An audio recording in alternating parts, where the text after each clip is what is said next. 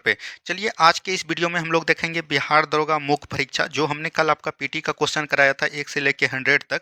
वही दोस्तों मद निषेध और ये जो अग्निशमन वाला था उसका दोस्तों 3/9/2023 को जो एग्जाम हुआ था उसी का हम लोग 100 क्वेश्चन देखने वाले हैं और डिटेल सोल्यूशन देखेंगे। और इसमें जो आपका कटअप रखा गया था वो 70 प्लस रखा गया है।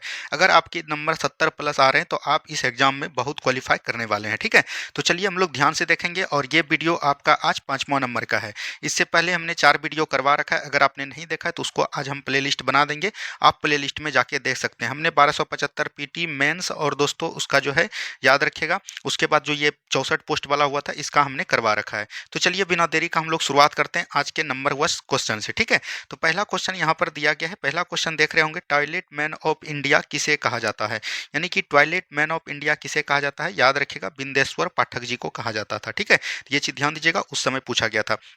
अच्छा याद रखिएगा, इनको जो पुरस्कार मिला था वो कौन मिला था, पद्म भूषण पुरस्कार मिला था। तो ये चीज ध्यान दीजिएगा। इनका जन्म कब हुआ, कहाँ पर हुआ था, तो याद रखिएगा बिहार में इनका जन्म हुआ था। और बिहार के किस राज्य अधि पूछेगा किस मतलब कि जिले में हुआ था, तो याद रखिएगा वैशाली जिले में इनका जन्म हुआ था। तो इतना चीज एकदम आपको ध्यान देनी है। और ये याद रखिएगा, इनको जो जाना जाता है सुलभ शौचालय को लेकर, क्या दोस्तों, सुलभ शौचालय को लेकर इनको जाना जाता है, ठीक है।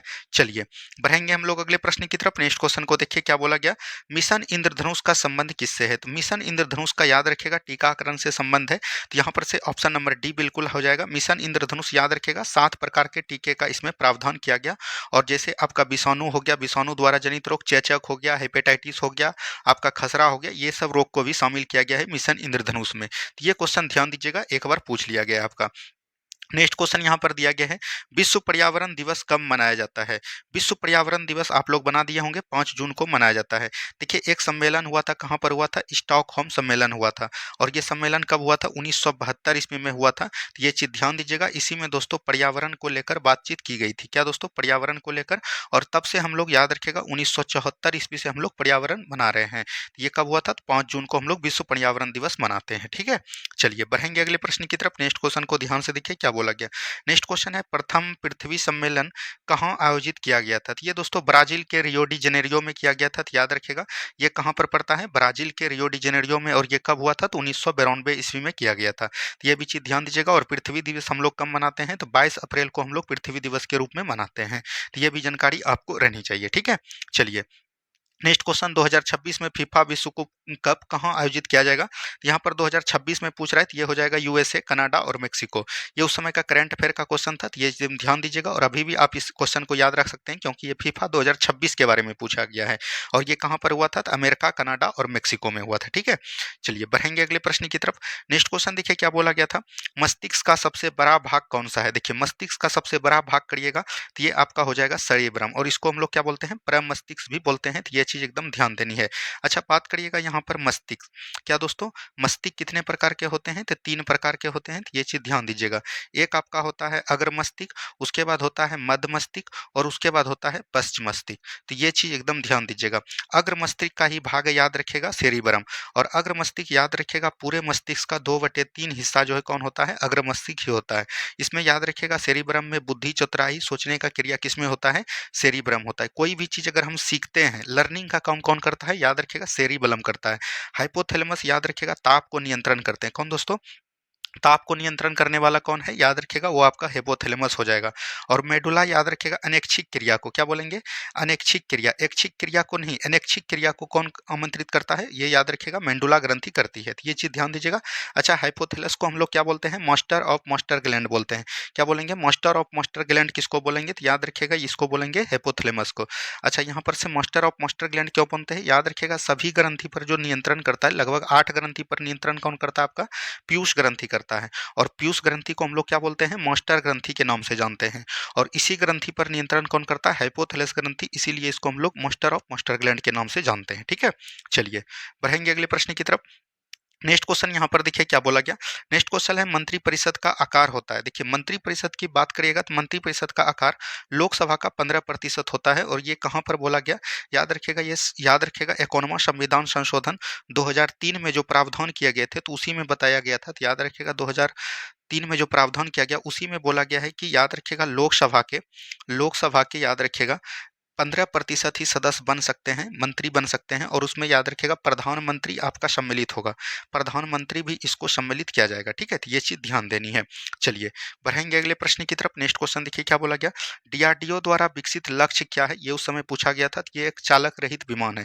अच्छा, डीआरडीओ डीआरडीओ का स्थापना कब हुआ है, याद रखिएगा 1958 ईस्वी में इसका स्थापना हुआ था। और इसका हेडक्वार्टर की बात करेगा तो हेडक्वार्टर आपका कहाँ पर है, याद रखिएगा न्यू दिल्ली। कहाँ है दोस्तों, न्यू दिल्ली इसका हेडक्वार्टर हो जाएगा। अच्छा, अभी डीआरडीओ का अध्यक्ष कौन हो जाएगा, तो याद रखिएगा अभी अगर डीआरडीओ का अध्यक्ष पूछेगा तो वो हो जाएगा शमीर कामत। कौन हो जाएंगे दोस्तों, शमीर कामत हो जाएंगे। अच्छा, डीआरडीओ का याद रखिएगा आपको पूछा जाता है इसका ध्येय वाक्य, तो याद रखिएगा क्या हो जाएगा, बलस्यम मूलम विज्ञानम। तो ये चीज भी एकदम याद रखिएगा, ये आपका बिहार दरोगा पूछ सकता है। ठीक है, चलिए बढ़ेंगे अगले प्रश्न की तरफ। नेक्स्ट क्वेश्चन को ध्यान से देखिए क्या बोला गया, बिहार की सबसे बड़ी एक्सिबो झील। देखिए बिहार की पूछे या एशिया भारत की, क्या दोस्तों एशिया की सबसे बड़ी भी एक्सिबो झील पूछेगा तो वो आपका कौन हो जाएगा, कांवर झील हो जाएगा।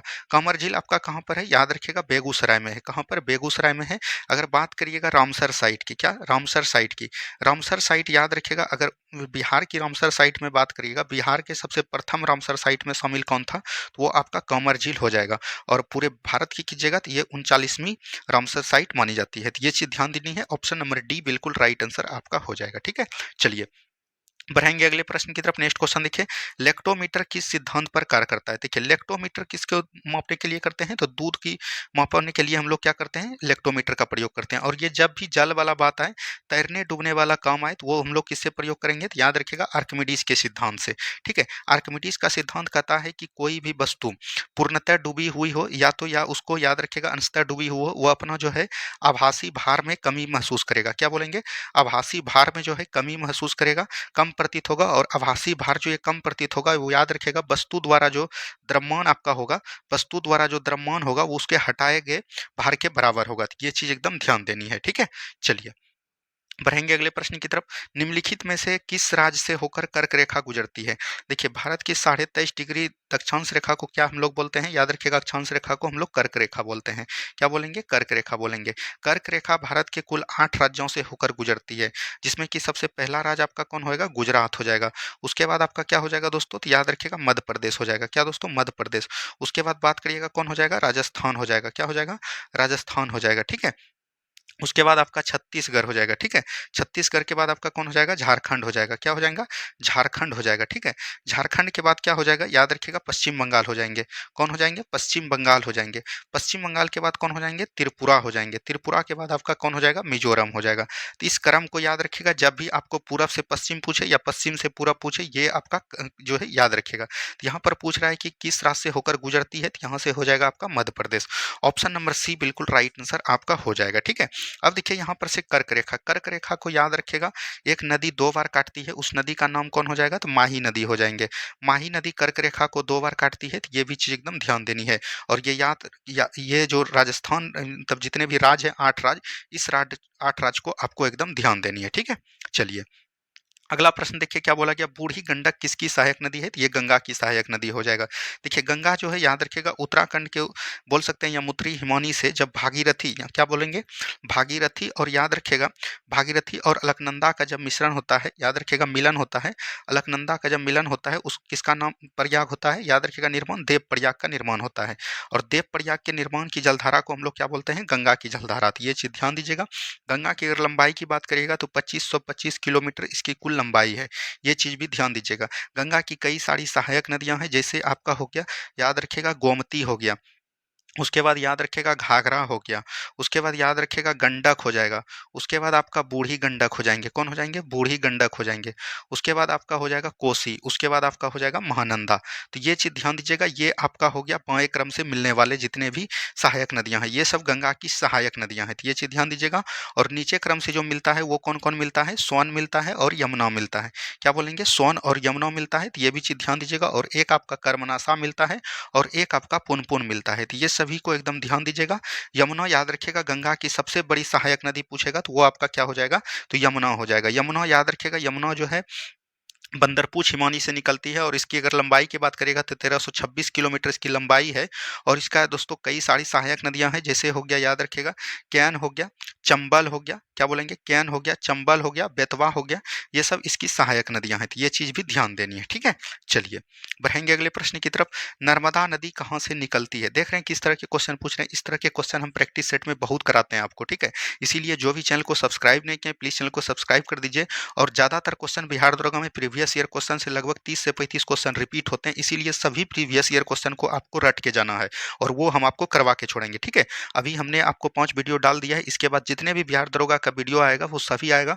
और ये वीडियो देखने के बाद आप ज्ञान बिंदु का क्वेश्चन बैंक हो या किसी भी पब्लिकेशन का क्वेश्चन बैंक हो, आप पढ़ सकते हैं, आपको कोई भी दिक्कत नहीं होगा। ठीक है, चलिए अब देखिए यहाँ पर पूछा जा रहा है नर्मदा नदी कहाँ से निकलती है? तो नर्मदा नदी आपको पता है कि मध्य प्रदेश के अमरकंटक की पहाड़ी से निकलती है। अब बात करेंगे नर्मदा नदी कहाँ से निकलती है, तो अभी तुरंत हमने बताया मध्य प्रदेश के अमरकंटक की पहाड़ी से निकलती है। क्या बोलेंगे, अमरकंटक से पहाड़ी से निकलती है और ये अपना जल जो है याद रखिएगा अरब सागर में गिराती है, तो ये भी चीज़ ध्यान दीजिएगा। अब बात करेंगे नर्मदा नदी की लंबाई की। नर्मदा नदी की लंबाई की बात करेगा तो 1312 किलोमीटर नर्मदा की लंबाई हो जाएगा। अच्छा, इसमें याद रखिएगा इसकी कई सारी सहायक नदियाँ भी होती है। इसकी सहायक नदियाँ कौन हो जाएंगे, तो आपको ध्यान देनी है, ओरसंग हो गया, ठीक है, तवा हो गया, आपका क्या हो जाएगा, बंजर हो जाएगा और आपका शेर हो जाएगा। तो ये सभी ईटीसी इसको एकदम आपको ध्यान देनी है, ये महत्वपूर्ण सहायक नदियां हैं नर्मदा नदी की। नर्मदा नदी पे याद रखिएगा कई जलप्रपात हैं। क्या बोलेंगे, जलप्रपात है इन पर, तो याद रखिएगा कौन कौन जलप्रपात हो जाएंगे, तो याद रखिएगा धुआंधार जलप्रपात। क्या बोलेंगे, धुआंधार जलप्रपात। और आपका हो जाएगा दुग्ध धारा, क्या बोलेंगे, दुग्ध धारा जलप्रपात। और आपका कपिल धारा, ये सभी जो है किस पे है, तो नर्मदा नदी पर है, तो ये चीज भी एकदम ध्यान देनी है। तो ऑप्शन नंबर बी बिल्कुल राइट आंसर हो जाएगा। ठीक है, चलिए नेक्स्ट क्वेश्चन देखिए क्या बोला गया। नेक्स्ट क्वेश्चन यहाँ पर दिया गया है दोस्तों कि बंगाल की दीवानी अधिकार अंग्रेजी को कब मिला, यानी कि बंगाल का जो दीवानी अधिकार है अंग्रेजों को कब मिला, ये चीज बोला गया। तो याद रखिएगा एक युद्ध आपको पता होगा, बक्सर का युद्ध। क्या बोलेंगे, बक्सर का युद्ध। बक्सर का युद्ध आपको पता है कब हुआ था दोस्तों, तो याद रखनी है 22 अक्टूबर 1764 को हुआ था। कब हुआ था, 22 अक्टूबर 1764 को हुआ था। तो याद रखिएगा इसमें कौन कौन भाग लिए थे, तो भारत के संयुक्त सेना भाग लिए थे, भारत के संयुक्त सेना। और याद रखिएगा हेक्टर मुनरो, अंग्रेज की तरफ से कौन भाग लिया था, तो हेक्टर मुनरो ने भाग लिया था। भारत की संयुक्त सेना में कौन कौन लिया था, तो याद रखिएगा मुगल वंश के सालंग शाह आलम द्वितीय। क्या बोलेंगे, शाह आलम द्वितीय। अवध के नवाब हो जाएगा सुजाउद्दौला। क्या बोलेंगे, सुजाउद्दौला हो जाएगी, तो ये चीज ध्यान देनी है, सुजाउद्दौला। और आपका हो जाएगा याद रखिएगा बंगाल का नवाब मीर कासिम। क्या बोलेंगे, मीर कासिम। ये सभी थे, लेकिन इतना सेना रहने के बावजूद भी हेक्टर मुनरो यानी अंग्रेजों का जीत होता है और भारत की संयुक्त सेना की हार होती है। तो ये चीज ध्यान दीजिएगा। और इस युद्ध के बाद आपका एक संधि होता है जिसको हम लोग जानते हैं इलाहाबाद की संधि। क्या बोलेंगे, इलाहाबाद की संधि होती है। और ये कब होता है, दो संधि होता है, एक 12 अगस्त 1765 को होता है। क्या बोलेंगे, 12 अगस्त 1765 और एक होता है आपका 16 अगस्त 1765। 16 अगस्त 1765 को इलाहाबाद की दो संधि होती है। ये जो 12 अगस्त 1765 का इलाहाबाद का संधि होता है, इसमें याद रखिएगा शाह आलम द्वितीय ने जो है, मतलब कि ये जो संधि होता है इलाहाबाद, युद्ध जो होता है हेक्टर मुनरो के समय, लेकिन ये जो संधि होता है वो होता है क्लाइव के समय, किसके, रावट क्लाइव के समय। और ये रावट क्लाइव और शाह आलम द्वितीय के बीच संधि होता है। और इस संधि में ये निर्णय किया गया कि बंगाल का दीवानी अधिकार जो है, याद रखिएगा बंगाल, बिहार और उड़ीसा का दीवानी अधिकार आपको अंग्रेजों को दिया जाएगा शाह आलम द्वितीय के द्वारा। और शाह आलम द्वितीय को अंग्रेजों के द्वारा 26 लाख वार्षिक पेंशन दिया जाएगा। तो ये चीज ध्यान दीजिएगा। और 16 अगस्त 1765 को जो द्वितीय इलाहाबाद की संधि होता है वो अवध के नवाब सुजाउद्दौला और रॉबर्ट क्लाइव के बीच होता है। तो इतना चीज को एकदम आपको ध्यान देनी है। तो यहाँ से राइट आंसर हो जाएगा ऑप्शन नंबर ए। अब दोस्तों इस प्रश्न के माध्यम से आपका बीपीएससी पूछे, बिहार दरोगा पूछे, बिहार एसएससी पूछे, एक भी क्वेश्चन बाहर नहीं जाएगा। ठीक है, यही होता है मेरा सिद्धांत कि जब भी एक क्वेश्चन आए पूरे क्वेश्चन को हम डिटेल कर लें। चलिए नेक्स्ट क्वेश्चन की तरफ बढ़िए।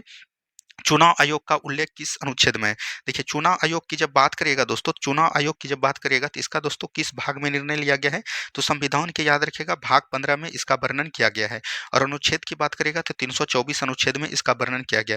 यहाँ पर बात आएगा चुनाव आयोग। चुनाव आयोग के संबंधित सभी घटनाओं को हम लोग देख लेते हैं। चुनाव आयोग का गठन कब हुआ था, तो याद रखिएगा 25 जनवरी 1950 को।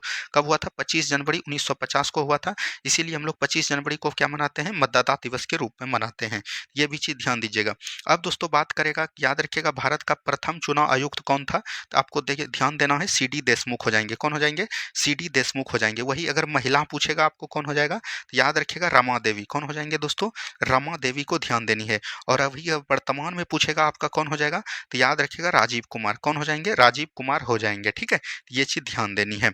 चलिए बढ़ेंगे अगले प्रश्न, यहाँ से राइट आंसर हो जाएगा ऑप्शन नंबर बी। चलिए बढ़ेंगे हम लोग अगले प्रश्न की तरफ। नेक्स्ट क्वेश्चन को ध्यान से देखिए।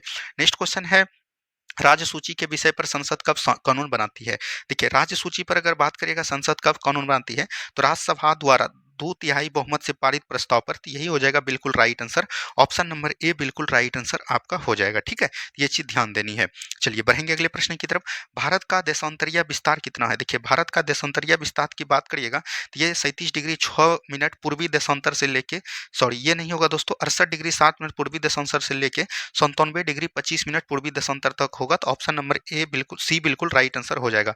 वहीं अगर अक्षांशीय की बात करिएगा, अक्षांशीय की जब बात करेगा तो ये कितना हो जाएगा, तो 8 डिग्री 4 मिनट से लेके उत्तरी अक्षांश से लेके ये आपका कितना हो जाएगा, 37 डिग्री 6 मिनट उत्तरी अक्षांश तक। तो ये भी चीज़ एकदम आपको ध्यान देनी है। इस तरह के क्वेश्चन आपको ज़्यादातर पूछे जाते हैं। अब बात करेंगे भारत। भारत की दोस्तों अगर पूछा जाएगा कि क्षेत्रफल कितना है, तो याद रखनी है 32,87,263 किलोमीटर वर्ग किलोमीटर है। तो ये चीज़ ध्यान देनी है। अब बात करेगा भारत का उत्तर से दक्षिण में कितना इसका लंबाई है, उत्तर से दक्षिण अगर पूछेगा तो ये आपका हो जाएगा 3214। और अगर आपको पूछेगा पूरब से पश्चिम कितना है, तो याद ध्यान देनी है 2933 किलोमीटर। ये सब क्वेश्चन आपको बहुत ज़्यादा पूछे जाएगा। भारत का अगर याद रखिएगा स्थलीय क्षेत्रफल पूछेगा, स्थलीय विस्तार कितना है, तो याद रखिए स्थलीय विस्तार हो जाएगा 15,200 किलोमीटर, ठीक है? तो ये चीज़ ध्यान देनी है। और अगर आपको जलीय विस्तार पूछेगा, जलीय विस्तार अगर पूछेगा तो याद रखनी है 7517 किलोमीटर है। ये भी चीज़ ध्यान दीजिएगा। और यह जलीय विस्तार जो है सभी को मिलाकर है द्वीप समूह, ठीक है? ये चीज़ ध्यान देनी है। चलिए अगला प्रश्न देखिए क्या बोला गया। पराबैंगनी किरणों से रक्षा करने वाली परत है। देखिए, पराबैंगनी किरणों से रक्षा करने वाली परत आपका हो जाएगा समताप मंडल, जिसको हम लोग बोलते हैं स्ट्रेटोस्फियर। ऑप्शन नंबर बी बिल्कुल राइट आंसर आपका हो जाएगा। देखिए, अगर बात करिएगा दोस्तों कितने मंडल होते हैं, सबसे पहले आपका होता है क्षोभ मंडल। क्या होता है? क्षोभ मंडल। क्षोभ मंडल के बाद आपका होता है समताप मंडल। समताप मंडल, समताप मंडल के बाद होता है आपका मध्य मंडल। मध्य मंडल के बाद आपका होता है आयन मंडल। क्या होता है? आयन मंडल। आयन मंडल के ऊपर होता है बहिर्मंडल। तो ये चीज़ ध्यान दीजिएगा। अब देखिए, क्षोभ मंडल में दोस्तों मौसम संबंधी घटनाएं जहां पर भी होती है वो सब कहां पर होता है? क्षोभ मंडल में। समताप मंडल में याद रखिएगा हवाई यान जो आपका उड़ता है वो आपका समताप मंडल में होता है, ठीक है? मध्य अंडल में ऐसा कुछ नहीं होता। मध्य अंडल में, आयन मंडल में आपका याद रखिएगा जितने भी मोबाइल संचार उपग्रह हैं ये सब दोस्तों कहां पर होता है? आयन मंडल में होता है। क्षोभ मंडल की ऊंचाई की बात करेगा तो 0 से 18, समताप मंडल का 18 से लेकर 50 और मध्य मंडल का 18 से लेकर 400 होता है। ये चीज ध्यान देनी है। यहाँ से आपका क्वेश्चन बनता है। चलिए बढ़ेंगे अगले प्रश्न की तरफ। सीता माता का जयंती कब मनाया जाता है? तो बैसाख माह के कृष्ण पक्ष के नवमी को मनाया जाता है। ऑप्शन नंबर ए बिल्कुल राइट आंसर। ये बहुत ही सब्जेक्ट से हटके क्वेश्चन था, तो इसको आपको इग्नोर करनी है। चलिए नेक्स्ट क्वेश्चन देखिए। सर्वाधिक ऊंचाई पर स्थित बादल क्या कहलाता है? जब भी सर्वाधिक ऊंचाई पर जाइएगा तो ये दोस्तों 6000 से लेके लगभग जो है 20,000 तक हो जाता है और इसको हम लोग क्या बोलते हैं? पक्षाप बादल बोलते हैं। तो ऑप्शन नंबर डी बिल्कुल राइट आंसर हो जाएगा, ठीक है? ये चीज ध्यान देनी है। चलिए नेक्स्ट क्वेश्चन देखिए क्या बोला गया। किस ग्रह को नीला ग्रह कहा जाता है? देखिए, नीला ग्रह जो हम लोग किसको बोलते हैं? पृथ्वी को बोलते हैं। पृथ्वी को नीला ग्रह इसलिए बोलते हैं कि यहाँ पर याद रखिएगा समुद्र का पानी से परावर्तित होकर जो किरण होती है, इसीलिए हमको इसको पृथ्वी को नीला ग्रह बोलते हैं। लेकिन और एक ग्रह है जिसको हम लोग बोलते हैं, उसका नाम है नेपच्यून, जिसकी किसका नाम हो जाएगा दोस्तों? वरुण। क्या हो जाएगा दोस्तों? वरुण हो जाएगा। तो ये चीज ध्यान देनी है। वरुण में याद रखिएगा दोस्तों इसमें मीथेन की ज्यादा उर्वरकता पाई जाती है, इसीलिए दोस्तों हम लोग इसको नीला ग्रह के नाम से जानते हैं। वीनस मतलब हो गया आपका शुक्र। शुक्र ग्रह को याद रखिएगा शाम का तारा और याद रखिएगा सुबह का तारा भी हम लोग इसको बोलते हैं, ठीक है? ये चीज ध्यान दीजिएगा। और आपका हो जाएगा मार्स। मार्स मतलब हुआ मंगल। मंगल ग्रह याद रखिएगा इसमें जो है फेरस ऑक्साइड सबसे अधिक होता है, इसलिए ये लाल दिखाई देता है। और इसका 2 उपग्रह है, एक हो जाएगा आपका फबोस और एक आपका हो जाएगा डिवोस। तो ये सब चीज को भी एकदम आपको ध्यान देते हुए चलनी है, ठीक है? चलिए अगली प्रश्न को देखेंगे हम लोग। नेक्स्ट क्वेश्चन देखिए क्या बोला गया। नेक्स्ट क्वेश्चन यहाँ पर दिया गया किसने गति के नियमों को प्रतिपादन किया था? तो गति के नियमों का प्रतिपादन किसने किया था? तो याद रखिएगा न्यूटन ने किया था। किसने किया था दोस्तों? न्यूटन ने। न्यूटन ने गति का प्रतिपादन याद रखिएगा किस पुस्तक में किया था? तो 1887 में किया था, सॉरी 1687 में। याद रखिएगा एक पुस्तक था प्रिंसिपिया।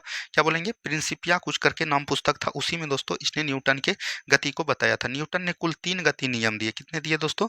3 गति नियम दिए। तो ये भी चीज ध्यान दीजिएगा। प्रथम गति नियम में इसमें बल की परिभाषा मिलता है। क्या मिलता है? बल की परिभाषा मिलता है। और इसमें बोला गया, इसको हम लोग जड़त्व का नियम भी बोलते हैं। बल का प्रथम परिभाषा यह बोला गया कि कोई भी वस्तु याद रखिएगा विराम अवस्था में ही बना रहेगा जब तक उस पर कोई बाहरी बल न लगाया जाए, ठीक है? दूसरा वस्तु में बोला गया, याद रखिएगा दूसरा में यानी कि बल की परिभाषा यानी F बराबर ma को बताया गया। और तीसरा में याद रखिएगा बल के मतलब कि बोल गए बल के बीच के संबंध के बारे में बताया गया। और इसमें बोला गया कि विपरीत के जितना प्रतिक्रिया इधर से होगा उसके द्वारा ही विपरीत प्रतिक्रिया की जाएगी, यानी कि क्रिया के विपरीत प्रतिक्रिया, ये चीज बोला गया न्यूटन के थर्ड लॉ में। तो ये सभी चीज को एकदम ध्यान देनी है। चलिए अगला क्वेश्चन देखिए, प्रकाश संश्लेषण में आवश्यक है। अब देख लीजिए, प्रकाश संश्लेषण वायुमंडल से क्या लेंगे, CO2 यानी कार्बन डाइऑक्साइड लेंगे, और दोस्तों मिट्टी से क्या लेंगे, जल लेंगे, और दोस्तों याद रखिएगा इनके पास क्या होता है, क्लोरोफिल होता है, क्लोरोफिल होता है, तो ये चीज ध्यान दीजिएगा। और ऊपर से क्या लेगा, सूर्य का प्रकाश लेगा, और ये किसका निर्माण करेगा, ग्लूकोज का निर्माण करेगा, C12O6 का निर्माण करेगा, और कुछ मात्रा में याद रखिएगा ये ऑक्सीजन का निर्माण करेगा, और कुछ मात्रा में ये जल का निर्माण करेगा। इसको बैलेंस नहीं किया, बैलेंस कीजिएगा तो यहाँ 6-12 हो जाएगा, और यहाँ पर 6-6 हो जाएगा, तो इसको बैलेंस हो गया। तो यहाँ पर देखिए किसका उपयोग किया जाता है, क्लोरोफिल आवश्यक है, तो ऑप्शन नंबर बी बिल्कुल राइट आंसर आपका हो जाएगा। ठीक है, चलिए अगला प्रश्न देखिए क्या बोला गया दोस्तों। अगला प्रश्न बोला गया, प्राकृतिक सफाई कर्मी किसे कहा जाता है। तो प्राकृतिक सफाई कर्मी हम लोग किसको बोलते हैं, अपघटक को बोलते हैं। अपघटन में कौन आता है, याद रखिएगा जीवाणु, और दोस्तों जितने भी विषाणु आते हैं वो सब किस में आते हैं, अपघटन में आते हैं, तो इसी को हम लोग बोलते हैं, इसको सफाई कर्मी बोला जाता है। तो ऑप्शन नंबर सी बिल्कुल राइट आंसर आपका हो जाएगा। ठीक है, चलिए अगला प्रश्न देखिए क्या बोला गया, पंचायती राज व्यवस्था किस संविधान संशोधन से संबंधित है। पंचायती राज व्यवस्था की बात करिएगा तो ये किस संविधान संशोधन से, 73वां संविधान संशोधन 1992 में हुआ था, तो उसी में दोस्तों पंचायती राज को गठन किया गया। अब यहाँ पर बात आएगा पंचायती राज, पंचायती राज का बात करेगा। पंचायती राज का गठन दोस्तों संविधान के 9 में किया गया है, भाग 9 में किया गया है, तो ये चीज ध्यान दीजिएगा। और दोस्तों बात करिएगा अनुसूची का, तो अनुसूची 243 से लेकर 243 ओ तक इसका याद रखिएगा प्रावधान किया गया। अगर पंचायती राज गठन की बात करेगा तो गठन दोस्तों भारतीय संविधान के अनुच्छेद 40 में किया गया है। अब दोस्तों 73वां संविधान संशोधन 1992 जो हुआ था, इसमें याद रखिएगा 11वीं अनुसूची जोड़ी गई। क्या दोस्तों, 11वीं अनुसूची जोड़ी गई, और इसमें दोस्तों पंचायती राज के बारे में बताया गया। 11वीं अनुसूची में याद रखिएगा कुल 29 विषय लिए गए। कितना विषय लिए गए, 29 विषय लिए गए, तो इतना चीज को एकदम ध्यान देनी है। चलिए अगला प्रश्न देखिए क्या बोला गया, 44वां संविधान संशोधन द्वारा हटाया गया मौलिक अधिकार कौन सा है। 44वां संविधान संशोधन द्वारा याद रखिएगा, 44वां संविधान संशोधन कब हुआ है, 1978 में हुआ है, और इसके द्वारा जो हटाया गया याद रखिएगा संपत्ति का अधिकार। संपत्ति के अधिकार को हटाकर याद रखिएगा अभी कहाँ पर लिया गया, संपत्ति के अधिकार को मौलिक अधिकार से हटाकर इसको दोस्तों विधिक अधिकार बना दिया, और याद रखिएगा संविधान 300 के क के अनुच्छेद में इसको जोड़ा गया। अच्छा आपको बतानी है कि संपत्ति का अधिकार जो 44वां संविधान संशोधन द्वारा हटाया गया, ये दोस्तों संविधान के किस भाग में है, क्या बतानी है, संविधान के किस भाग में है, और ये आपका यूपीएससी क्वेश्चन पूछा था, तो ये चीज ध्यान देनी है। ठीक है, चलिए बढ़ेंगे अगले प्रश्न की तरफ। नेक्स्ट क्वेश्चन देखिए क्या बोला गया, बर्फ क्या है। बर्फ एक प्रकार का आणविक ठोस है, क्या बोलेंगे, बर्फ एक प्रकार का आणविक ठोस है। नेक्स्ट क्वेश्चन देखिए क्या बोला गया, सर्वोच्चता के सिद्धांत के प्रतिपादक कौन थे। सर्वोच्चता के सिद्धांत के प्रतिपादक हो जाएंगे लॉर्ड हेस्टिंग। लॉर्ड हेस्टिंग की कार्यकाल की बात करेगा तो इनका कार्यकाल दोस्तों 1813 से बोल सकते हैं 23 तक था। ठीक है, ये चीज ध्यान दीजिएगा। और इसके समय कई सारी घटना होती हैं, जैसे आपका एक याद रखेगा आंग्ल नेपाल युद्ध। आंग्ल नेपाल युद्ध कब हुआ था, तो याद रखेगा 1814 से लेके 1816 के बीच हुआ था। और इसी 1816 में एक होता है सुगौली की संधि, जिसमें याद रखेगा सुगौली की संधि के द्वारा आंग्ल नेपाल युद्ध को समाप्त किया जाता है, तो ये चीज ध्यान दीजिएगा। और ये किसके समय हुआ था, तो लॉर्ड हेस्टिंग के काल में हुआ था। ठीक है, एक आपको याद रखना है आंग्ल जो है याद रखेगा मराठा युद्ध। आंग्ल मराठा तृतीय युद्ध की जब बात करेगा तो ये कब से हुआ था, तो 1816 से लेके 19 तक हुआ है। कई बुक में इसका याद रखेगा 1817 बताया जाता है, लेकिन एनसीईआरटी 1816 का निर्माण किया है, तो ये चीज ध्यान देनी है। और ये भी किसके समय हुआ था, तो लॉर्ड हेस्टिंग के समय हुआ था। लॉर्ड कर्जन के समय याद रखेगा बंगाल विभाजन हुआ था दोस्तों, तो ये भी चीज ध्यान देनी है। और बंगाल विभाजन कब हुआ था, तो 1905 में हुआ था, ये चीज ध्यान दीजिएगा। वारेन हेस्टिंग्स ने याद रखेगा, ये दोस्तों जो बोल सकते हैं द्वैत शासन को अंत किसने किया था, द्वैत शासन को अंत याद रखेगा 1772 ईस्वी में 72 ईस्वी में किसने किया था, तो वारेन हेस्टिंग ने किया था। कॉर्नवालिस ने याद रखेगा रैयतवाड़ी व्यवस्था को स्टार्ट किया था। रैयतवाड़ी व्यवस्था 1793 ईस्वी में स्टार्ट किसने किया था, कॉर्नवालिस ने किया था। ठीक है, चलिए अगला प्रश्न देखिए, संविधान सभा के प्रथम अध्यक्ष कौन थे। संविधान सभा के गठन की कौन किया था, तो याद रखेगा कैबिनेट मिशन। क्या बोलेंगे, कैबिनेट मिशन। कैबिनेट मिशन ने याद रखेगा संविधान सभा का गठन कब स्टार्ट किया था, तो 1946 में। और संविधान सभा का अगर प्रथम बैठक की बात करेगा तो ये कब हुआ था, 9 दिसंबर 1946 को हुआ था। और ये कहाँ पर हुआ था दोस्तों, न्यू दिल्ली में हुआ था। कहाँ पर, न्यू दिल्ली में हुआ था, तो ये चीज ध्यान देनी है। और इसी दिन जो है याद रखिएगा अस्थाई सदन और अस्थाई सदन के रूप में किसको बनाया गया, याद रखिएगा अस्थाई सदन के रूप में सबसे वरिष्ठ नागरिक डॉक्टर सच्चिदानंद सिन्हा को बनाया गया। क्या बोलेंगे, सच्चिदानंद सिन्हा को बनाया गया। तो ये भी चीज ध्यान देनी है, ऑप्शन नंबर बी बिल्कुल राइट आंसर हो जाएगा। वही दोस्तों ध्यान देनी है, जब 11 दिसंबर 1946 को जब दूसरी बैठक होती है संविधान सभा के, तो उसमें याद रखिएगा अस्थाई सदन के रूप में संविधान सभा का अध्यक्ष जो बनाया जाता है वो याद रखिएगा राजेंद्र प्रसाद जी को बनाया जाता है। तो ये भी चीज ध्यान देनी है। जब भी पूछेगा अस्थाई अध्यक्ष तब आपको राजेंद्र प्रसाद देना, जब भी प्रथम की बात करेगा तब आपको हर कंडीशन में सच्चिदानंद सिन्हा देना है। ये चीज ध्यान देनी है। चलिए बढ़ेंगे अगले प्रश्न की तरफ। निम्नलिखित में से कौन सी पुस्तक महात्मा गांधी से संबंधित है? यंग इंडिया, यंग इंडिया हो जाएगा। उसके बाद याद रखिएगा हरिजन हो जाएगा, हरिजन सभा हो जाएगा। उसके बाद याद रखनी है हिंद स्वराज, क्या रखेंगे, हिंद स्वराज। उसके बाद याद रखनी है इंडियन ओपिनियन, क्या इंडियन ओपिनियन। ये सब दोस्तों किसकी पुस्तक है? ये भी चीज ध्यान देनी है, महात्मा गांधी जी की पुस्तक है। एक और पुस्तक याद रखिएगा माई एक्सपेरिमेंट विथ ट्रूथ, क्या दोस्तों, my experiment experiment experiment with truth को याद रखेगा। ये भी दोस्तों किसकी पुस्तक है? तो याद रखनी है महात्मा गांधी जी की पुस्तक है। इंडिया डिवाइडेड दोस्तों राजेंद्र प्रसाद की पुस्तक है। तो ये भी चीज ध्यान देनी है। चलिए बढ़ेंगे अगले सवाल की तरफ। नेक्स्ट क्वेश्चन को ध्यान से देखिए क्या बोला गया। नेक्स्ट क्वेश्चन यहाँ पर दिया गया है, लघु पतन के समय परिपथ क्या होता है? इसके विभवांतर यानी धारा का मान जो है बढ़ जाता है। क्या होता है? धारा का मान बढ़ जाता है। तो ये चीज ध्यान देनी है, ऑप्शन नंबर सी बिल्कुल राइट आंसर हो जाएगा। नेक्स्ट क्वेश्चन, महाबलीपुरम का सप्त रक्त मंदिर किसने बनवाया था? तो पल्लवों ने बनाया था। पल्लव ने याद रखिएगा नरसिंह वर्मन ने बनाया था। किसने दोस्तों? नरसिंह वर्मन ने बनाया था। तो ये भी चीज ध्यान देनी है। अच्छा पल्लव का याद रखिएगा संस्थापक कौन हो जाएगा दोस्तों? यहाँ पर से संस्थापक की बात करेगा तो हो जाएगा सिंह विष्णु। कौन हो जाएंगे? सिंह विष्णु हो जाएंगे। और इसकी राजधानी की बात करिएगा, कई एग्जाम में पूछा गया, इनकी राजधानी कहाँ पर हो जाएंगे? कांचीपुरम हो जाएंगे। कौन हो जाएंगे? कांचीपुरम हो जाएंगे। तो ये चीज ध्यान दीजिएगा। यहाँ पर आपका आ रहा है राष्ट्रकूट। राष्ट्रकूट वंश का संस्थापक कौन हो जाएंगे? याद रखिएगा दंती दुर्ग। क्या हो जाएगा? दंती दुर्ग हो जाएगा। और इसकी राजधानी की बात करिएगा तो इसका राजधानी आपका कहाँ पर हो जाएगा? मान्यखेत। क्या हो जाएगा? मान्यखेत हो जाएगा। तो ये भी चीज ध्यान देनी है। चोलों की राजधानी कहाँ हो जाएगा? याद रखिएगा विजयालय। कहाँ पर हो जाएगा? विजयालय। तो ये भी चीज ध्यान देनी है। ठीक है, चलिए नेक्स्ट क्वेश्चन देखिए, किस ऐप को आरपीएफ द्वारा प्रतिबंधित किया गया? तो रियल मैंगो को बंद किया गया। तो ये चीज ध्यान देनी है। अगला प्रश्न देखिए, 2011 की जनगणना के अनुसार भारत की साक्षरता दर कितनी है? उस समय जिस समय एग्जाम हुआ था उस समय 73% था। अगर अभी वर्तमान में आप जाइएगा तो ये आपका 74.04% हो गया है। तो ये भी चीज ध्यान दीजिएगा। बात करते हैं यहाँ पर साक्षरता। साक्षरता याद रखिएगा भारत की जनगणना में साक्षरता सबसे अधिक राज्य कहाँ पर हो जाएगा? केरल हो जाएगा। और सबसे न्यूनतम अगर पूछेगा, न्यूनतम अगर पूछेगा तो आपका बिहार हो जाएगा। ये चीज ध्यान दीजिएगा। अब बात करेंगे 2011 की जनगणना। 2011 की जनगणना किसके समय हुआ था? सॉरी, 2011 जनगणना भारत में अगर पूछेगा सबसे पहले स्टार्ट किसने किया था? तो 1872 में लॉर्ड मेयो के द्वारा स्टार्ट किया गया। किसके द्वारा दोस्तों? लॉर्ड मेयो के द्वारा स्टार्ट किया गया। वहीं अगर बोलेगा दशकीय जनगणना, या तो याद रखिएगा दशकीय जनगणना, या तो याद रखिएगा नियमित जनगणना, तो वो किसके समय होता है? रिपन के समय होता है। और ये कब होता है? 1881 ईस्वी में होता है। तो ये चीज ध्यान देनी है। चलिए अगला प्रश्न देखिएगा, कब बोलेगा सर्वाधिक ऊंचाई पर स्थित मतदान केंद्र तासीगंज किस राज्य में है? तो ये आपका हिमाचल प्रदेश हो जाएगा। ऑप्शन नंबर बी बिल्कुल राइट आंसर आपका हो जाएगा। ठीक है, चलिए अगला प्रश्न देखिए क्या बोला गया। रानी दुर्गावती कहाँ की शासिका थी? तो याद रखिएगा गोंडवाना की शासिका थी। क्या दोस्तों? गोंडवाना की शासिका थी। अगला प्रश्न देखिए क्या बोला गया, निम्नलिखित में से कौन सा रोग बैक्टीरिया जनित है? तो बैक्टीरिया जनित आपका हो जाएगा, याद रखिएगा टाइफाइड। टाइफाइड हो गया। उसके बाद याद रखिएगा टीबी हो गया। उसके बाद आपका कुष्ठ रोग हो गया, कुष्ठ रोग हो गया, डिप्थीरिया हो गया। ये सब दोस्तों याद रखिएगा जीवाणु जनित रोग है। तो ऑप्शन नंबर सी बिल्कुल राइट आंसर आपका हो जाएगा। बैक्टीरिया की खोज किसने किया था? ये भी आपसे पूछ सकता है। तो ल्यूवेन हॉक ने।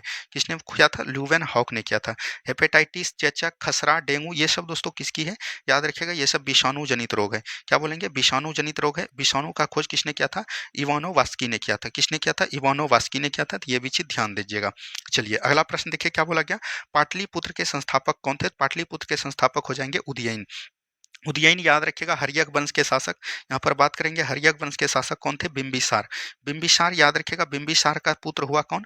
याद रखिएगा अजातशत्रु। क्या बोलेंगे? अजातशत्रु। और अजातशत्रु का पुत्र हुआ उदयन। तो उदयन के द्वारा ही याद रखिएगा पाटलिपुत्र का गठन किया गया था। तो ऑप्शन नंबर बी बिल्कुल राइट आंसर आपका हो जाएगा। अशोक और बिंदुसार याद रखिएगा ये मौर्य वंश के शासक थे। किसके थे? मौर्य वंश के शासक थे। तो ये भी चीज ध्यान देनी है। चलिए अगला प्रश्न देखिए क्या बोला गया। अगला प्रश्न यहाँ पर पूछा गया है, ग्लूकोज का सूत्र क्या है? ग्लूकोज का सिक्स होता है C6H12O6। अभी तुरंत हमने बताया, ये हो जाएगा ऑप्शन नंबर सी, बिल्कुल राइट आंसर हो जाएगा। ठीक है, चलिए अगला प्रश्न देखिए, कोठारी आयोग का संबंध किससे है? कोठारी आयोग का शिक्षा से संबंधित है। किससे है? शिक्षा से संबंधित है। केंद्र राष्ट्र संबंध किससे हो जाएगा? सरकारिया आयोग से संबंधित हो जाएगा। किससे हो जाएगा? सरकारिया आयोग से संबंधित हो जाएगा केंद्र राष्ट्र संबंध। ठीक है, अगला प्रश्न देखिए क्या बोला गया, दोडावेटा किस पर्वत की सबसे ऊंची चोटी है? हमने बताया था कल भी आपको कि इस तरह के प्रश्न आपके बिहार दरोगा में पूछा गया है और देख लिए कि आपने पूछा है। डोडा बेटा याद रखिएगा, ये जो है नीलगिरी पर्वत की सबसे ऊंची चोटी मानी जाती है। जहां पर दोस्तों पश्चिमी भारत और याद रखिएगा पूर्वी भारत मिलता है, उसको हम लोग बोलते हैं नीलगिरी क्षेत्र। क्या बोलेंगे? नीलगिरी क्षेत्र कहाँ पर है? तो याद रखिएगा तमिलनाडु में है। और नीलगिरी क्षेत्र की सबसे ऊंची चोटी कौन हो जाएगा? डोडा बेटा, जिसकी ऊंचाई है 2637 मीटर है। ये चीज ध्यान दीजिएगा। और दक्षिण भारत की सबसे ऊंची चोटी पूछेगा, दक्षिण भारत की सबसे ऊंची चोटी पूछेगा तो वो अन्नामलाई में पड़ता है, जिसको हम लोग क्या बोलते हैं? याद रखिएगा अनाईमुडी बोलेंगे। कौन बोलेंगे? अनाईमुडी। अनाईमुडी की ऊंचाई कितनी हो जाएगी? याद रखिएगा 2695 मीटर। तो ये भी चीज एकदम आपको ध्यान देनी है। ठीक है, चलिए अगला प्रश्न देखिए क्या बोला गया दोस्तों। अगला प्रश्न बोला गया यहाँ पर 8वीं अनुसूची में कितने भाषाओं को शामिल किया गया? देखिए बात करिएगा 8वीं अनुसूची में किसका वर्णन किया गया? भाषा का। और उस समय याद रखिएगा किसने भाषा को शामिल किया गया है, यानी कि वर्तमान के दृष्टि से पूछ रहा है तो आपका 22 हो जाएगा। लेकिन बात करिएगा 8वीं अनुसूची में मूल भाषा कितनी थी? तो 14 मूल भाषा थी। कितना था दोस्तों? 14 भाषा था।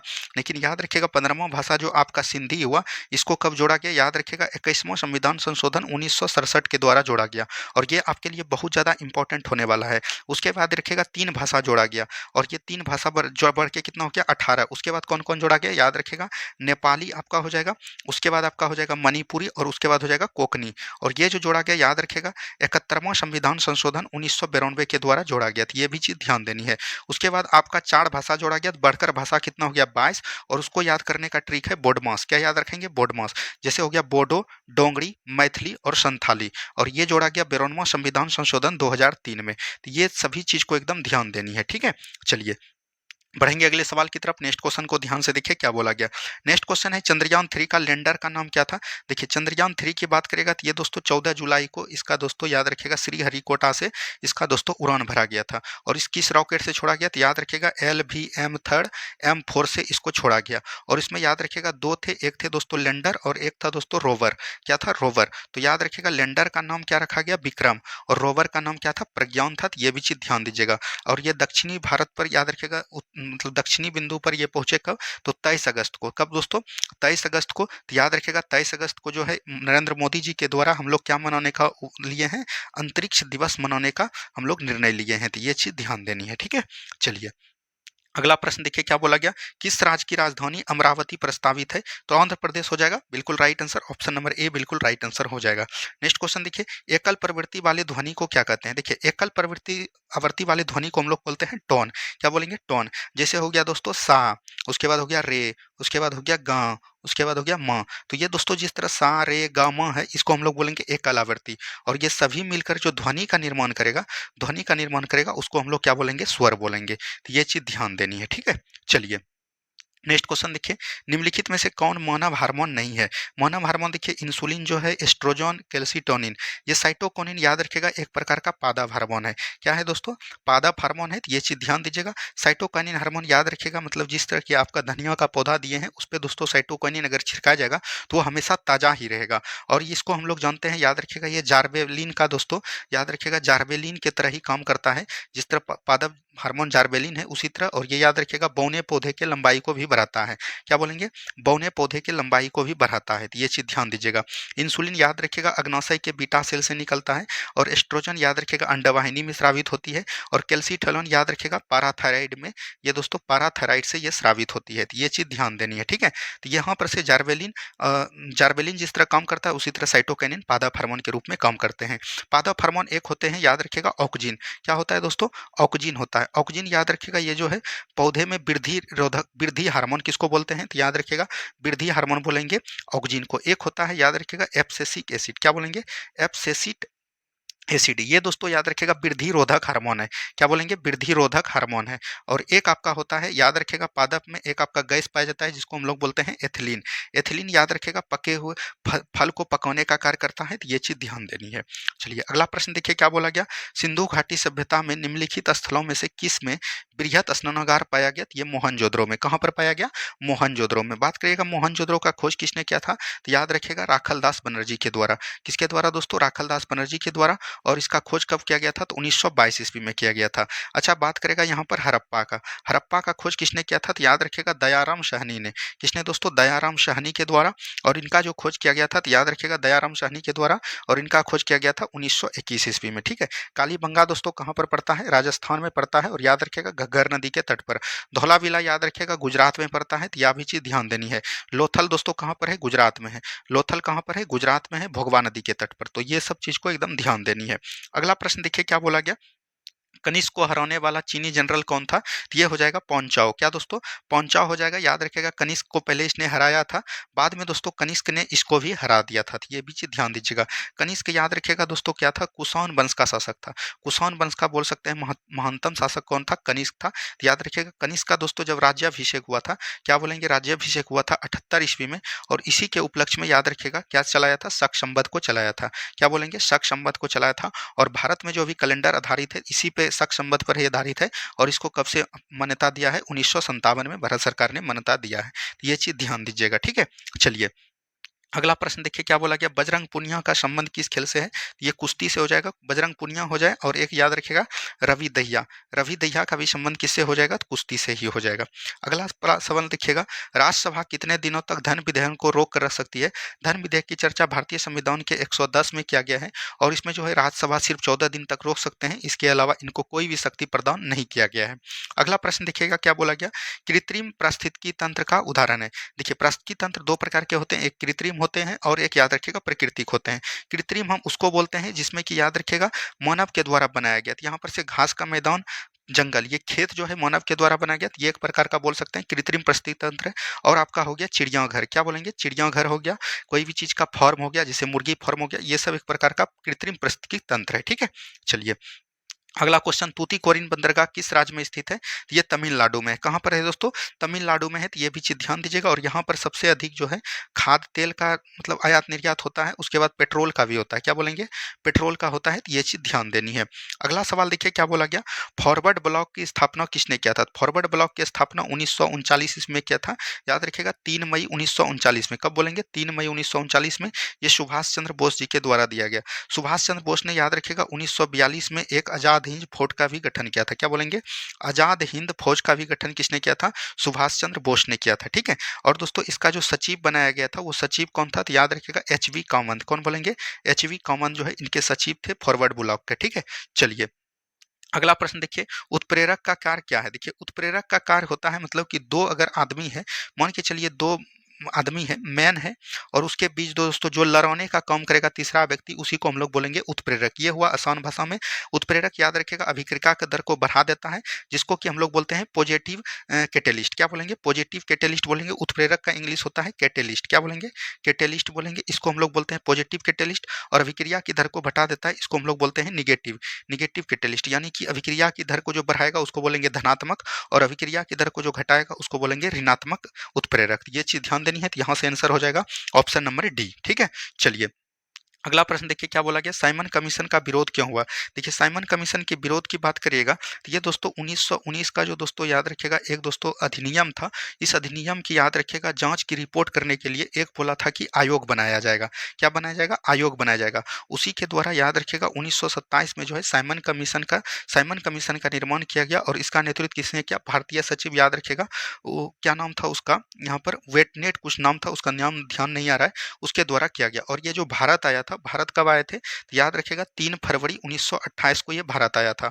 और ये इसमें जो विरोध किया गया उसको बोला गया, याद रखिएगा इसमें 7 सदस्य थे। 7 सदस्य में से सभी के सभी सदस्य अंग्रेज थे, इसीलिए इसका विरोध किया गया। इसी को हम लोग बोलते हैं श्वेत विद्रोह। क्या बोलेंगे? श्वेत विद्रोह भी इसी को बोलते हैं, या श्वेत कमीशन के नाम से जानते हैं। इसमें एक भी भारतीय शामिल नहीं था। तो यहाँ पर से हो जाएगा ऑप्शन नंबर बी, बिल्कुल राइट आंसर हो जाएगा। लेकिन याद रखिएगा मुस्लिम लीग ने दोस्तों इसका क्या दिया था, साथ दिया था, विरोध नहीं किया था। वही विरोध करने वाले में कौन-कौन शामिल थे, आपका हो जाएगा जवाहरलाल नेहरू। और याद रखिएगा पंजाब केसरी के नाम से जिसको हम लोग जानते हैं, उसका नाम क्या था, तो याद रखिएगा लाला लाजपत राय। क्या बोलेंगे, लाला लाजपत राय। लाला लाजपत राय याद रखिएगा, इनका जो है लाठी चार्ज में 17 नवंबर 1928 को मृत्यु भी हो जाता है, जिसका कि याद रखिएगा HSRA के कार्यकर्ता भगत सिंह के द्वारा 17 दिसंबर 1928 को याद रखिएगा लॉर्ड सैंडर्स की हत्या की जाती है, तो ये भी चीज ध्यान देनी है। चलिए अगला प्रश्न देखिए क्या बोला गया, 1946 के नौसैनिक विद्रोह का नायक कौन था। देखिए ये जो है 1275 के मेंस में भी ये क्वेश्चन पूछा गया था। हमने बताया कि क्वेश्चन रिपीट होते हैं, और ये कौन हो जाएंगे, तो याद रखिएगा MS खां हो जाएंगे। कौन हो जाएंगे, MS खां। और ये कब हुआ था, तो 18 फरवरी 1946 को। तो ये चीज ध्यान दे रहे हैं कि कितना प्रश्न जैसे फॉरवर्ड ब्लॉक था उसका भी दोस्तों 1275 के सेकेंड शिफ्ट में पूछा गया था।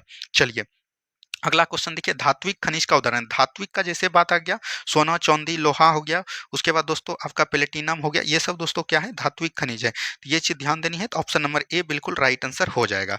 अगला प्रश्न देखिए क्या बोला गया, बेटा टीला किसके लिए प्रसिद्ध है, तो ये लो एस के लिए प्रसिद्ध है। तो ये चीज ध्यान दीजिएगा। और बेला टीला कहाँ पर है, छत्तीसगढ़ में। और ये भी सवाल जो है आपका पूछा गया था किसमें, 1275 के मेंस में। तो देख रहे हैं कितना क्वेश्चन रिपीट हो जा रहा है। नेक्स्ट क्वेश्चन देखिए क्या बोला गया, उष्णकटिबंधीय सदाबहार वनस्पति का उदाहरण है। उष्णकटिबंधीय सदाबहार वनस्पति उसको बोलेंगे जहां पर 250 सेंटीमीटर से अधिक बारिश होगा। क्या होगा, अधिक बारिश होगा। और याद रखिएगा यहाँ पर टेम्परेचर की बात करेगा तो 22 से लेकर 25 डिग्री सेल्सियस तक रहना चाहिए। तो ये दोस्तों महोगनी और रोजबुड के पौधे में माना जाता है। तो ऑप्शन नंबर ए बिल्कुल राइट आंसर हो जाएगा। ठीक है, चलिए नौकादौड़ किस राज्य का प्रसिद्ध खेल है, तो ये केरल का हो जाएगा। ऑप्शन नंबर डी बिल्कुल राइट आंसर हो जाएगा। नेक्स्ट क्वेश्चन देखिए, नरोड़ा परमाणु विद्युत संयंत्र किस राज्य में स्थित है, तो ये उत्तर प्रदेश में है। अब देखिए ये क्वेश्चन जो है 3-4 बार आपके एग्जाम में पूछ लिया, इसीलिए बोले कि प्रीवियस ईयर क्वेश्चन को जब देख लीजिएगा तो आपका एक भी एग्जाम नहीं छूटेगा। एक भी क्वेश्चन 30 से 35 क्वेश्चन आप आराम से बना लीजिएगा सिर्फ प्रीवियस ईयर क्वेश्चन को। और हम ये नहीं कि क्वेश्चन को उड़ाते हुए चल रहे हैं, जब 2-3 लाइन आपके क्वेश्चन पर बोल दिया जाता है तो आपकी तैयारी और सोचने की शक्ति बढ़ जाती है। अब देखिए यहाँ पर परमाणु संयंत्र की बात आ रहा है। परमाणु संयंत्र आपको पता है कि कितना है, 7 है। सातों को परमाणु संयंत्र एकदम आपको ध्यान देनी है। जैसे यहाँ पर बात करेगा तमिलनाडु में कौन कौन है, तो याद रखनी है कुडनकुलम। क्या हो जाएगा, कुडनकुलम हो जाएगा। और आपका एक कौन हो जाएगा, कलपक्कम हो जाएगा। ये दोनों कहाँ पर है, तो याद रखनी है तमिलनाडु में। महाराष्ट्र में कौन हो जाएगा, तो याद रखिएगा तारापुर परमाणु संयंत्र कहाँ पर है, महाराष्ट्र में, और सबसे पहले इसी का गठन किया गया। राजस्थान में कौन हो जाएगा आपका दोस्तों, तो रावत भाटा हो जाएगा। अच्छा याद रखिएगा कर्नाटक में आपका कौन हो जाएगा, कर्नाटक में आपका कैगा परमाणु संयंत्र हो जाएगा। उत्तर प्रदेश में आपका नरोड़ा परमाणु संयंत्र हो गया। उसके बाद याद रखिएगा एक है काकड़ापर। क्या है, काकड़ापर। काकड़ापर आपका कहाँ पर हो जाएगा, गुजरात में हो जाएगा। अब आप लोग काउंटिंग कर लीजिए, 2 यहाँ से हो गया, एक 3 हो गया, 4 हो गया, 5 हो गया, 2 7 हो गया। तो ये 7 को एकदम ध्यान देनी है। चलिए नेक्स्ट क्वेश्चन देखिए क्या बोला गया, अमिनेश लोचन चैत्य कहाँ स्थित है। अमिनेश लोचन चैत्य ये बोलता है जबकि याद रखिएगा गौतम बुद्ध को, क्या बोलेंगे दोस्तों, गौतम बुद्ध को जब दोस्तों ज्ञान की प्राप्ति हो गया था तो वो 7 दिन तक खड़े होकर एक ही वृक्ष को दिखा था, उसी को बोलते हैं अमिनेश लोचन। और ये कहाँ पर है, बोध गया में। अब यहाँ पर गौतम बुद्ध के बारे में जानकारी लेनी है। बौद्ध धर्म का संस्थापक कौन था, गौतम बुद्ध था। गौतम बुद्ध के याद रखिएगा बचपन का नाम पूछा गया आपके एग्जाम में, तो गौतम बुद्ध के बचपन का नाम क्या हो जाएगा, सिद्धार्थ हो जाएगा। अच्छा इनके पिताजी का नाम क्या हो जाएगा, ये भी चीज पूछा जाता है। पिताजी का नाम हो जाएगा शुद्धोधन। क्या हो जाएगा, शुद्धोधन हो जाएगा। माता जी का नाम क्या हो जाएगा, तो याद रखिएगा माता जी का नाम हो जाएगा महामाया। क्या याद रखेंगे, महामाया हो जाएगा। और याद रखिएगा इनके माता जी का जन्म के 7 दिन पूर्व ही बाद ही इनका मृत्यु हो गया था, लेकिन इनका भरण पोषण जो किया था याद रखिएगा इनके मौसी प्रजापति गौतमी जी के द्वारा किया गया था। तो ये भी चीज ध्यान दीजिएगा। अब यहाँ पर बात करेगा गौतम बुद्ध। गौतम बुद्ध के याद रखिएगा एक शिष्य हुआ जिनका नाम क्या था, तो राहुल नाम था। क्या था, राहुल था। अब गौतम बुद्ध जो गृह त्याग किए थे, तो याद रखिएगा गृह त्याग कितनी अवस्था में किए थे, तो याद रखनी है 29 वर्ष की अवस्था में। कब किए थे, 29 वर्ष की अवस्था में। गौतम बुद्ध को ज्ञान की प्राप्ति कितनी वर्ष में हुआ, याद रखनी है 35 वर्ष की अवस्था में ज्ञान प्राप्ति हुआ। तो ये सब चीज को एकदम ध्यान देनी है। गौतम बुद्ध ने याद रखिएगा सबसे पहला उपदेश जो दिया वो कहाँ पर दिया, तो याद रखनी है सारनाथ में दिया। कहाँ पर दिया, सारनाथ में दिया, जिसको हम लोग क्या बोलते हैं, धर्मचक्र प्रवर्तन के नाम से जानते हैं। ठीक है, चलिए अगला प्रश्न देखिए क्या बोला गया, भारत की पहली सीमेंट फैक्ट्री की स्थापना कहाँ किया गया। तो भारत की पहली पूछेगा तो आपको 1904 चेन्नई लगानी है, लेकिन जब भी बाद में पूछेगा तो 1900 आपको 14 में ध्यान देनी है। ये असफल रहा। क्या रहेगा दोस्तों, असफल रहा। लेकिन याद रखिएगा बाद में 1914 में आपका जो सफल रहा था, क्या रहा था, सफल रहा था। ठीक है, चलिए अगला प्रश्न देखिए, गारो खासी जयंतियाँ एक भाग है, ये एक प्रकार का जनजाति है। जनजाति भी है और पहाड़ी भी है, और ये कहाँ का है याद रखिए, मेघालय का है। कहाँ का है दोस्तों? मेघालय का। और मेघालय कहाँ पर पड़ता है? प्रायद्वीपीय पठार का एक भाग है। प्रायद्वीपीय पठार को याद रखिएगा, पठारों का पठार भी कहा जाता है। क्या कहा जाता है? पठारों का पठार भी कहा जाता है। ठीक है, चलिए अगला प्रश्न देखिए क्या बोला गया। गूगल द्वारा भारतीय ग्रामीण महिलाओं के लिए कौन सा प्रोग्राम चलाया गया था? इसके द्वारा कौन चलाया गया था? तो याद रखिएगा, इंटरनेट साथी चलाया गया था। अगला प्रश्न देखिए, किसी घड़ी के में घंटे वाली सुई 48 घंटे में कितना चक्कर लगाएगा? तो याद रखिएगा, 12 घंटे में कितना चक्कर लगाता है दोस्तों? एक चक्कर लगाता है। तो यहाँ पर पूछा गया 48 घंटे में, तो यहाँ पर से हो जाएगा 48/12, यानी कि 4 चक्कर। तो ऑप्शन नंबर बी बिल्कुल राइट आंसर हो जाएगा। ठीक है, चलिए अगला प्रश्न देखिए, श्याम का स्थान दाएं और बाएं से दोनों से 8वां है, यानी कि लेफ्ट से भी 8वां है और राइट से भी 8वां है। तो 8 8 16 हो जाएगा, लेकिन एक कॉमन हो जाएगा तो एक घट जाएगा, तभी हो जाएगा आपका कितना? 15 हो जाएगा। तो ऑप्शन नंबर बी हो जाएगा। नेक्स्ट क्वेश्चन देखिए, किसी वस्तु को 930 रुपया में बेचने पर 7% की हानि होती है, तो क्रय मूल्य ज्ञात करना है। 7% हानि होती है, यानी 93 का वैल्यू दिया गया है कितना? 930। तो एक का वैल्यू कितना हो जाएगा? 10। तो 100 का वैल्यू कितना हो जाएगा दोस्तों? 1000 हो जाएगा। तो यही चीज पूछा जा रहा है, तो ऑप्शन नंबर ए हो जाएगा। देख रहे हैं कितना ईजी सब सवाल पूछा गया। घनाभ जो है आयत से संबंधित है, घन जो है वर्ग से संबंधित हो जाएगा। नेक्स्ट क्वेश्चन देखिए, इसको तोड़ना है तो ये याद रखिएगा, 9 का क्यू हो जाएगा और गुना हो जाएगा 1/3। और ये दोस्तों कितना हो जाएगा? 25 का क्यू हो जाएगा और 1/3 हो जाएगा। ये 3 3 कट जाएगा, ये भी 3 3 कट जाएगा, तो 9 गुना 25 कितना हो जाएगा? 225। ऑप्शन नंबर सी हो जाएगा। नेक्स्ट क्वेश्चन देखिए, दस्ताने हाथ से संबंधित है तो मोजा पैर से, कोई दिक्कत नहीं है ये सब क्वेश्चन में। नेक्स्ट क्वेश्चन, एक बूढ़ा व्यक्ति की ओर इशारा करते हुए राम ने कहा। राम ने दोस्तों एक बूढ़ा व्यक्ति को कहा कि याद रखिएगा, उसका पुत्र जो है, यानी कि इसका कोई पुत्र है, मान के चलिए जड़ पुत्र है, पुत्र जो है मेरे पुत्र का चाचा है, यानी इसका जो पुत्र है इसका क्या है? चाचा है। चाचा है तो उस बूढ़े व्यक्ति का राम का क्या संबंध है? तो राम से दोस्तों इसका क्या संबंध हो जाएगा? तो याद रखिएगा, पिता का संबंध हो जाएगा। ऑप्शन नंबर ए बिल्कुल राइट आंसर हो जाएगा। नेक्स्ट क्वेश्चन, निम्नलिखित विद्रोह को क्रम में सजाइए। अहमदाबाद क्या होता है? याद रखिएगा, फरवरी 1928 में। कब बोलेंगे? फरवरी 1928 में। चंपारण सत्याग्रह कब हुआ था? 1917 में हुआ था, और सॉरी 18 में हुआ था ये अहमदाबाद। और सत्याग्रह, खेरा सत्याग्रह जो है, याद रखिएगा, ये जो हुआ था मार्च और जून के बीच हुआ था, और ये भी 1918 में हुआ था। तो यहाँ पर से सबसे पहला 2 हो जाएगा, उसके बाद 1 हो जाएगा, उसके बाद 3। तो 2 1 3 देख लीजिए कहाँ पर है? ऑप्शन नंबर सी में है। ठीक है, चलिए अगला सवाल देखिएगा, कितने मूलधन का 6% वार्षिक दर से 10 वर्ष में साधारण ब्याज 120 रुपया प्राप्त होता है? तो एसआई आपको पता है RT% होता है। क्या होता है? RT% होता है। तो एसआई आपका 120 दिया गया है और RT% कितना है? 10 छक 60%। तो 60% का वैल्यू 120 है, तो 1% का वैल्यू कितना हो जाएगा? 2 हो जाएगा। तो 100% का वैल्यू कितना हो जाएगा? 200 हो जाएगा। तो यही आपका सवाल है, तो 200 बिल्कुल राइट आंसर हो जाएगा। नेक्स्ट क्वेश्चन देखिए, इसको दोस्तों जोड़ना है, तो याद रखनी है 5/11 है, प्लस जो है 11/5 है। इसको जोड़िएगा तो एलसीएम 55 हो जाएगा। 11 5 55 तो 25 हो जाएगा यहाँ पर, और 5 से 11 बार में तो 121 हो जाएगा। तो ये दोस्तों कितना हो जाएगा? 146/55 हो जाएगा। तो ऑप्शन नंबर ए बिल्कुल राइट आंसर हो जाएगा। अगला सवाल देखिए, किसी संख्या का 63% 315 है, तो वह संख्या 63% बराबर आपका कितना हो जाएगा? 315 हो जाएगा। तो 1% बराबर कितना हो जाएगा? 315/63। ये 5 बार में कट जाएगा, और 5 100% बराबर कितना हो जाएगा? 500 हो जाएगा। तो यहीं पर right answer option number A हो जाएगा। चलिए अगला सवाल, सबीर ने 132 रुपये में एक खिलौना खरीदकर इस पे 115% का लाभ दिया, तो विक्रय मूल्य करना है तो कुछ नहीं, तो 132, 15% का लाभ दिया, तो 15% को हम लोग लिख सकते हैं कितना दोस्तों? याद रखिएगा, यानी कि 15% को हम लोग लिख सकते हैं 20 से लेके 23 तक। ठीक है, यानी कि 20 से लेके 23, तो 20 का प्रतिशत दिया गया है 132 और 23 का निकालना है, तो कुछ नहीं करना है, 132/20 करना है, गुना जो है 23 करना है। इसको कैलकुलेट कर लीजिएगा, जो आपका होगा वही आंसर होगा। अगला सवाल देखिए क्या बोला गया, एक जीप 60 किलोमीटर पर आवर की गति से 8 घंटे में अपनी यात्रा पूरी कर सकती है। यदि समान दूरी 5 घंटे में तय की जानी है, तो जीप की गति क्या होगी? यानी चाल निकालना है। तो चाल बराबर क्या होता है दोस्तों? तो दूरी बटा समय होता है। क्या होता है? दूरी बटा समय होता है। तो सबसे पहले आपको दूरी नहीं दिया गया, तो दूरी निकालना है। तो दूरी बराबर क्या होता है? तो चाल गुना समय होता है। क्या होगा? चाल गुना समय होगा। चाल आपका कितना है? 60 है, और दोस्तों समय कितना है इसका? 8 घंटा है। तो ये कितना हो गया? 480 आपका दूरी हो गया। 480 किलोमीटर आपका दूरी हो गया। तो यहाँ पर से आपको चाल बराबर, अब चाल निकालना है दूरी बटे समय। दूरी कितना हो गया? 480, और चलेगा कितना से? 5 घंटे से। तो इसको जब कटेगा तो ये कितना हो जाएगा? 96 किलोमीटर पर आवर हो जाएगा। यहाँ पर से राइट आंसर क्या हो जाएगा? ऑप्शन नंबर डी हो जाएगा। नेक्स्ट क्वेश्चन देखिए क्या बोला गया, दो भिन्न संख्याओं का योग जो है 9/10 है। तो याद रखिएगा 9/10 है, उसमें से बोल रहा है कि एक भिन्न 8/9 है। तो कुछ नहीं करना, इसमें जो है इसको घटा घटा लेना है। ये हो जाएगा 90 और दोस्तों 10 से 9 बार में तो 9 से 81 हो गया और यहाँ से 9 से 10 बार में तो ये हो गया 80, यानी कि 1/90 हो गया। तो कुछ नहीं करना है, तो 1/90 बिल्कुल right answer option number A हो जाएगा।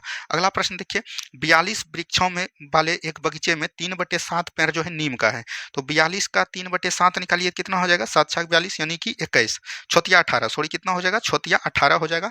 छोतिया 18 पेड़ जो है नीम का है। अब बोल रहा है कि शेष आम के पेड़ है, तो आमों की पेड़ की, तो यहाँ पर से 42 टोटल है, 42 में 18 नीम का है, तो घट के कितना हो जाएगा? तो याद रखिएगा 12 में 8 गया 4 यानी 24 हो जाएगा। 24 आपका आम का पेड़ हो जाएगा, ऑप्शन नंबर बी। ठीक है, अगला प्रश्न देखिए क्या बोला गया। अगला प्रश्न यहाँ पर से आपका बोला गया, 10 आदमी एक दीवार 8 दिन में, तो कुछ नहीं करना है, 10 गुना 8 कर देना है। और बोल रहा है यदि पेंटिंग के काम को 4 दिन में समाप्त करना है, यानी कि 4 दिन में ही अब समाप्त करना है, तो कितने आदमी, कितने, पहले कितना आदमी था? 10 आदमी, अब दोस्तों 10 + x हो जाएगा। इसको कटा लीजिए, 4 से 2 बार में कट जाएगा, तो ये 10 दूना 20 हो जाएगा और 10 इधर घट जाएगा तो 10 दिन हो जाएगा। ऑप्शन नंबर बी बिल्कुल राइट आंसर हो जाएगा। नेक्स्ट क्वेश्चन देखिए क्या बोला गया, पिता और पितृ पुत्र की उम्र का अनुपात 4:1 है। उनकी उम्र का गुणनफल दिया गया है। तो जब भी किसी कोई रेशियो का गुणनफल दिया गया है तो डायरेक्ट हम उसको नहीं गुणा करेंगे, उसमें एक्स कांस्टेंट फैक्ट लगा देंगे। यहाँ पर हो जाएगा 4x² बराबर कितना दिया गया है? 196। तो x² बराबर कितना हो जाएगा? इसको जब भाग दीजिएगा 4 से तो ये 49 हो जाएगा। तो x बराबर आपका हो गया 7। अब यहाँ पर से 7 से गुना कर लीजिए, 7 चौक 28 हो जाएगा और ये हो जाएगा 7। ठीक है, अब यहाँ पर बोल रहा है 5 साल बाद, तो 5 साल दोनों में जोड़ देंगे। ठीक है, यहाँ पर से हो जाएगा 28 5 33 और 7 5 12 हो जाएगा, यानी 11 से 3 बार में और 4 से 3 बार में, तो 11:4 हो जाएगा, बिल्कुल right answer option number A. ठीक है, अगला प्रश्न देखिए क्या बोला गया, निम्नलिखित में से कौन सी भिन्न सबसे बड़ी है? तो ये हो जाएगा 8/21। कुछ नहीं करना है, जिस तरह से आपको निकालना है इसको निकाल लीजिएगा। इसके निकालने का कई ट्रिक है, जैसे 5/14 हो गया, 25/66 यहाँ पर लिख लीजिएगा।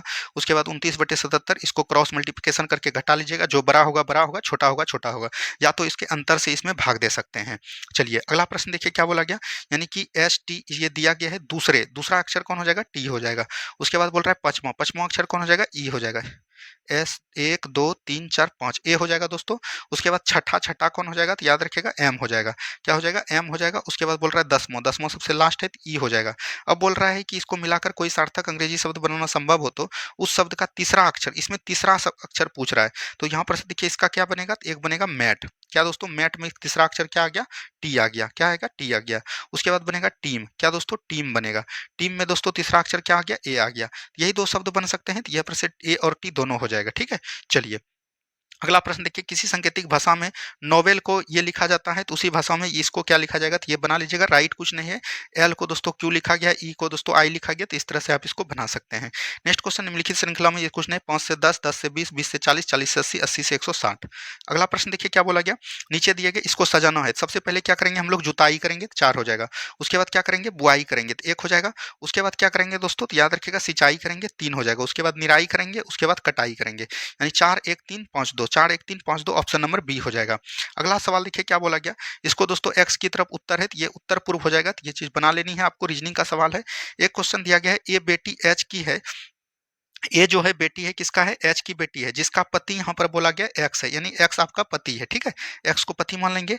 एक्स की केवल एक ही संतान है, कोई दिक्कत नहीं है, ए आपका इसका संतान हो गया और ये आपका बेटी है। एम जो है विवाहित है ए से, यानी कि इसका जो है पति हो जाएगा एम। ठीक है, तो एम और ए का संबंध किससे हो जाएगा? तो याद रखिएगा पति से हो जाएगा। ऑप्शन नंबर डी बिल्कुल राइट आंसर हो जाएगा। नेक्स्ट क्वेश्चन है, मान लीजिए कि अभय जो है भास्कर से लंबा है। अभय क्या है? भास्कर से लंबा है। और बोला गया है कि चंद्र जो है अभय से लंबा है, चंद्र अभय से लंबा हो गया। ईश्वर चंद्र से लंबा है, तो ईश्वर आपका चंद्र से लंबा हो गया। और धीरज जो है सबसे लंबा है, तो यहाँ पर बोल रहा है इन सबको उसकी लंबाई के अनुसार बैठाया जाए तो मध्य पर कौन बैठेगा? तो मध्य पर देखिए कौन बैठेगा? तो सी बैठेगा, चंद्र बैठ जाएगा। ऑप्शन नंबर सी हो जाएगा। अगला सवाल देखिए, 6 दूनी कितना हो गया दोस्तों? इसमें 12 हो जाएगा, इसको उल्टा दिया गया 21। 21 दूनी कितना हो गया? 42, तो 42 को उल्टा के लिख दिया 24। उसी तरह से जब इसको उल्टाते जाइएगा तो उल्टाते जाइएगा, तो ये आपका आंसर हो जाएगा ऑप्शन नंबर बी। चलिए अगला प्रश्न देखिए, तंबा पुस्तक तार, देखिए तंबा और तार जो है एक से संबंधित हो जाएगा और पुस्तक आपका अलग हो जाएगा, तो ऑप्शन नंबर डी आपका बन जाएगा। नेक्स्ट क्वेश्चन दिया गया है, इसको प्रतिबिंब में सजाना है, तो ये आपका हो जाएगा ऑप्शन नंबर बी। क्या हो जाएगा दोस्तों? ऑप्शन नंबर बी हो जाएगा। इसको जब मुड़िएगा तो ये आपका किस तरह का बनेगा? तो याद रखनी है ऑप्शन नंबर ए हो जाएगा। अगला सवाल देखिएगा, विधान परिषद की सदस्य बनने हेतु न्यूनतम उम्र कितनी होनी चाहिए? 30। विधान परिषद हो या तो याद रखिएगा राज्यसभा हो, राज्यसभा के सदस्यों की बनने का उम्र 30। याद रखिएगा पंचायत हो और या तो याद रखनी है नगर निगम हो। क्या दोस्तों? नगर निगम, इसका चुनाव लड़ने के लिए आपको उम्र चाहिए 21 वर्ष। कितना वर्ष? 21 वर्ष। वही दोस्तों पूछेगा लोकसभा याद रखिएगा लोकसभा और आपका विधानसभा और प्रधानमंत्री यानी कि पीएम और सीएम सभी का उम्र चाहिए 25 ईयर। ठीक है। उसके बाद पूछेगा, याद रखिएगा प्रेसिडेंट हो गया, वाइस प्रेसिडेंट यानी राष्ट्रपति, उपराष्ट्रपति और आपका राज्यपाल क्या हो जाएगा, राज्यपाल हो जाएगा। इन सभी का उम्र जो चाहिए ये कितना चाहिए, 35 ईयर। तो ये सभी को एकदम ध्यान देनी है। अगला सवाल देखिए क्या बोला गया, बृहद टंक मार्ग निम्न में से किससे संबंधित है। ग्राउंड ट्रंक रोड जो है किससे संबंधित है, सड़क परिवहन से, और इसका किसने निर्माण किया था, तो याद रखिएगा शेरशाह सूरी ने। किसने दोस्तों, शेरशाह सूरी ने किया था। अगला सवाल देखिए क्या बोला गया, विश्व स्वास्थ्य संगठन का मुख्यालय कहां पर है, जनेवा में। जनेवा कहां पर है, स्विट्जरलैंड में। विश्व स्वास्थ्य संगठन का गठन कब हुआ था, तो याद रखिएगा 7 अप्रैल 1948 ईस्वी को इसका गठन किया गया। ठीक है।